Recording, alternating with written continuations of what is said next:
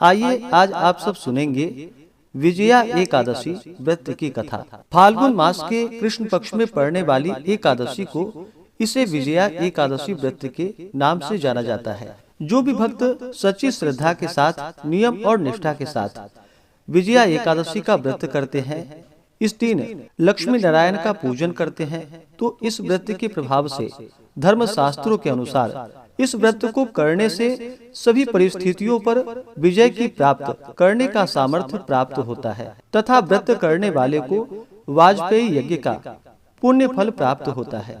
एकादशी का व्रत, जो कि प्रत्येक माह के कृष्ण पक्ष और शुक्ल पक्ष की एकादशी तिथि के दिन एकादशी का व्रत किया जाता है, इसे एकादशी और 11 व्रत के नाम से जाना जाता है। एकादशी का व्रत भगवान विष्णु, भगवान श्री कृष्ण को अति प्रिय होता है। यह सभी प्रकार के पापों को नष्ट करने वाली है। जब व्यक्ति के पाप और ताप नष्ट होते हैं, तभी उनके पुण्यों का उदय हो पाता है। उसके बाद ही सांसारिक सुखों की प्राप्ति हो पाती है।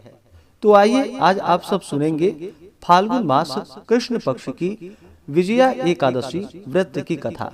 तो बोलिए प्रेम से भगवान विष्णु की जय, माता लक्ष्मी की जय, एकादशी माता की जय। एक बार महाराज युधिष्ठिर भगवान श्री कृष्ण के मुख से अनेक प्रकार के कथाओं का वर्णन सुनकर फिर से भगवान श्री कृष्ण से बोले कि हे प्रभु, आप कृपा करके फाल्गुन कृष्ण एकादशी का नाम, व्रत का विधान और महात्म्य एवं पुण्य फल का वर्णन कीजिए।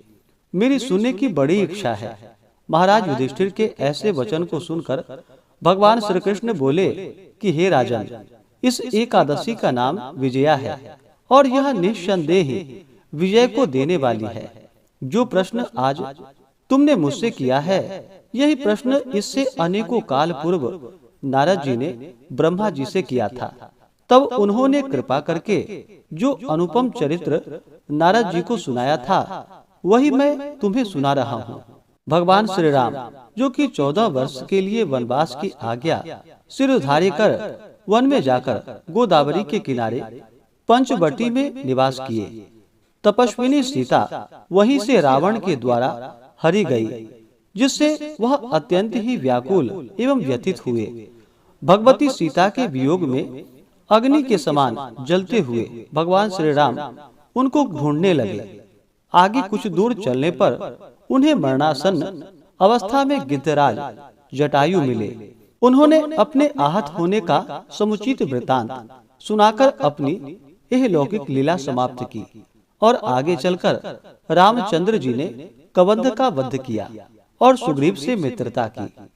भक्त शिरोमणि केसरी नंदन हनुमान जी ने लंका जाकर भगवती सीता का पता लगाया। रावण को भगवान रामचंद्र का अनुपम तेज दिखाकर लंका को जलाया और सीता जी की खबर लाकर भगवान रामचंद्र को सुनाया।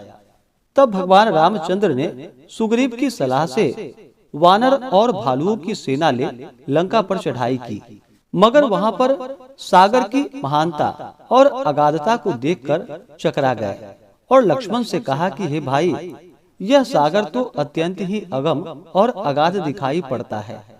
इसको किस प्रकार पार करना होगा? यह विशाल वानरी सेना लंका में किस प्रकार पहुंचेगी? और कोई युक्ति तुम ही बतलाओ। बड़े भाई के ऐसे वचनों को सुनकर विचारवान लक्ष्मण ने हाथ जोड़कर कहा कि हे प्रभु, आप स्वयं आदि पुरुष परमेश्वर हैं। यद्यपि आपसे कोई बात छिपी नहीं है, आप लोक लीला कर रहे हैं। आप तो जानते ही हैं कि यहाँ समीप में ही महर्षि दालभ्य जी का आश्रम है। वह महामुनि अत्यंत ही ज्ञानी और बुद्धिमान हैं। यदि आप उनके पास जाकर यह प्रश्न करें, तो वह अवश्य ही कोई उपाय बतलाएंगे। लक्ष्मण जी की ऐसी बातें रामचंद्र जी को ठीक जची और वे दालभ्य ऋषि के पास जाकर उन्हें प्रणाम किए। महर्षि ने आशीर्वाद देकर उन्हें आदर पूर्वक आसन देकर बिठाया और फिर आने का कारण पूछा। उत्तर में श्री रामचंद्र जी ने अपना अभिप्राय महर्षि से कह सुनाया। तब महर्षि ने कहा कि हे रघुकुल भूषण, आप फाल्गुन कृष्ण एकादशी, जिसका नाम विजया है, आप उसका व्रत कीजिए। आपका मनोरथ अवश्य ही पूर्ण होगा और लंका में आपकी विजय होगी। उस व्रत की विधि आपसे कहता हूँ, सो सुनिए। दशमी के दिन सोना, चांदी, तांबा अथवा मिट्टी का एक घड़ा लेकर कलश स्थापित करे। उसमें जल एवं आम के पल्लव छोड़ वेदिका पर रखे। उसके आसपास सप्तधान्य और उसके ऊपर जौ रखकर नारायण की प्रतिमा स्थापित करे। एकादशी के दिन स्नान इत्यादि से शुद्ध होकर धूप दीप एवं नैवेद्य द्वारा विधिवत भगवान का पूजन करे। उस दिन भर उस कुंभ के सामने बैठकर भगवान का ध्यान करे और रात्रि में भी ध्यान करते हुए जागरण करे। द्वादशी की भोर में कलश को नदी या सरोवर के तट पर ले जाकर उसका विधिवत पूजन करे और उसे ब्राह्मण को दान कर दे। इस प्रकार करने से आपके सभी मनोरथ सिद्ध होंगे। दालभ्य ऋषि के ऐसे वचन को सुनकर भगवान राम ने सेना सहित व्रत को धारण किया और फिर लंका पर इस व्रत के प्रभाव से विजय की प्राप्ति की। हे राजन, जिस प्रकार भगवान राम ने लंका पर विजय प्राप्त की, उसी प्रकार सभी कोई इस विजया एकादशी का व्रत करके अपनी मनोकामना की सिद्धि कर सकता है। अतएव विजया एकादशी का व्रत अवश्य करना चाहिए।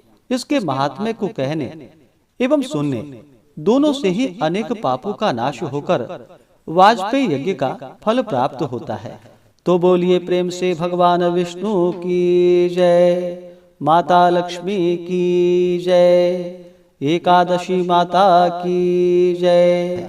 जो भी भक्तजन एकादशी का व्रत धारण करते हैं, उन्हें एकादशी व्रत के दौरान जो कि शुद्ध और सात्विकता का पालन करना चाहिए। एकादशी व्रत धारण करने वाले को दशमी के दिन से ही व्रत में नियमों का पालन करना चाहिए। दशमी सूर्यास्त होने से पहले ही जो कि भोजन ग्रहण कर लेनी चाहिए। रात्रि एकादशी व्रत का स्मरण करते हुए भगवान विष्णु के नामों का स्मरण करते हुए सोना चाहिए।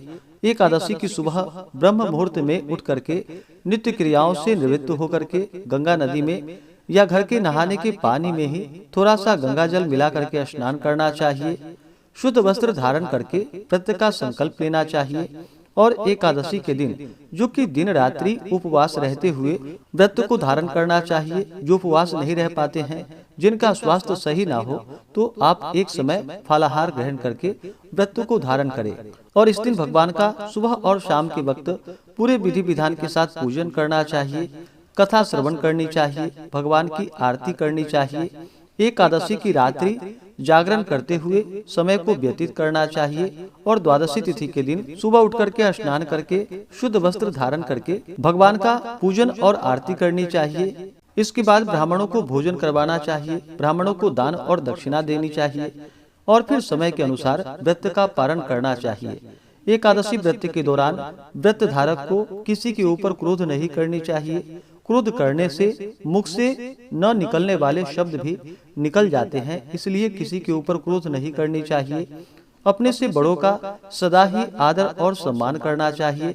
व्रत के दौरान ब्रह्मचर्य का पालन करना चाहिए। इस दौरान तामसिक वस्तुओं का, नशीले पदार्थों का सेवन नहीं करना चाहिए। एकादशी तिथि के दिन चावल ग्रहण नहीं करनी चाहिए और पूर्ण श्रद्धा भक्ति भाव के साथ भगवान की पूजा करनी चाहिए। कथा आरती करते हुए ओम नमो भगवते वासुदेवाय या श्री कृष्ण गोविंद हरे मुरारी आदि नामों का जप करते हुए समय को व्यतीत करना चाहिए। इससे भगवान विष्णु अपने भक्तों पर अति प्रसन्न होते हैं, अपने भक्तों के सभी प्रकार के पापों को नष्ट कर देते हैं तथा सुख और समृद्धि का आशीर्वाद प्रदान करते हैं। ऐसे ही ज्ञानवर्धक जानकारियाँ प्राप्त करते रहने के लिए चैनल पे अगर आप पहली बार आए हैं तो चैनल को लाल बटन दबा करके सब्सक्राइब करें, साथ में बेल आइकन घंटी को दबाएं ताकि आने वाली वीडियो का नोटिफिकेशन आपको समय से मिलता रहे।